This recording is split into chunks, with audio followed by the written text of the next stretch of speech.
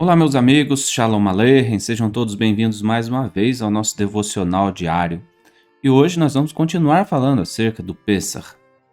Mais de 3.300 anos se passaram e o Pêssar continua a ser uma festa cheia de simbolismos para nós. É bem verdade que atualmente o jantar é bem diferente daquele primeiro Pêssar, celebrado ainda antes de saírem do Egito. Lá no primeiro Seder, os israelitas tiveram que passar o sangue do cordeiro nos umbrais das portas, comeram apressadamente, prontos para viajar naquela mesma noite, e outros detalhes. Mas hoje comemos lentamente, desfrutando da liberdade. Mas não significa que não devamos vivenciar o Seder desconectados da história. Nossos sábios dizem que cada judeu deve celebrar o Pêssar como se ele próprio estivesse saindo do Egito. Mas como vivenciamos isso?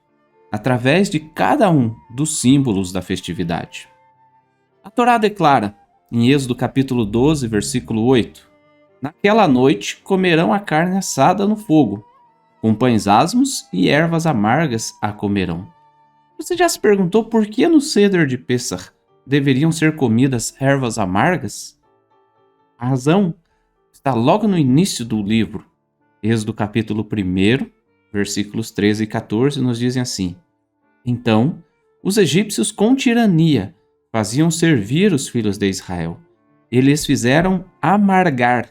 Amargar lembra a erva amarga. Eles fizeram amargar a vida com dura servidão, em barro e em tijolos, e com todo o trabalho do campo, com todo o serviço em que na tirania os serviam. Assim como o haroset, aquela pasta feita com maçã ralada misturada com outros ingredientes, que a deixam com uma cor dos tijolos e da argamassa que os israelitas eram obrigados a produzir no Egito, as ervas amargas lembram o fato de que os egípcios fizeram os filhos de Israel amargar a vida com dura servidão. No Seder, nós utilizamos normalmente a alface romana como erva amarga. Mas por quê? Bom, isso também vem carregado de simbolismos.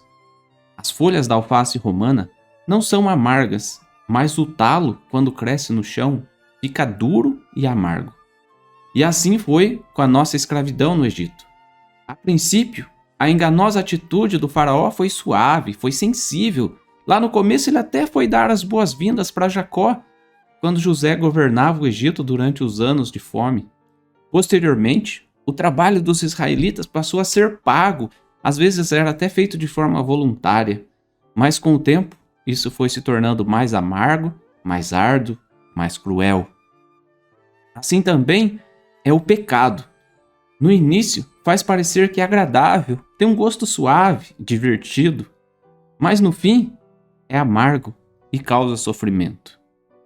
Devemos estar atentos a isso, se não quisermos viver uma vida de escravidão de pecado, tal qual os israelitas foram escravos do faraó. Aliás, sobre a escravidão e o pecado, nós temos escrito na Brit Hadashah, em João capítulo 8, versículo 33 em diante. Responderam-lhe: somos descendência de Abraão e jamais fomos escravos de alguém. Como dizes tu, sereis livres? Olha só, normalmente a gente acha que a gente não é escravo. E replicou-lhes Yeshua: em verdade vos digo que todo o que comete pecado é escravo do pecado. E o escravo não fica sempre na casa, o filho sim, para sempre. Se, pois, o filho vos libertar, verdadeiramente sereis livres. Tal qual Moshe foi um enviado do Eterno para trazer a libertação aos filhos de Israel da escravidão do Egito, só o Mashiach é capaz de nos tornar verdadeiramente livres do pecado. Pêssar é a festa da liberdade, da libertação, e a nossa reflexão deve ser para que neste ano tenhamos todos um Pêssar Kasher Vesamer, cheio de alegria, de reflexões e de techuvá, para vivermos uma vida plena de Torá. Assim como a Torá foi dada aos filhos de Israel quando saíram do Egito, que sejamos merecedores de recebê-la em nossos corações, e que em todos os dias tenhamos ao menos 5 minutos para Deus. Shalom.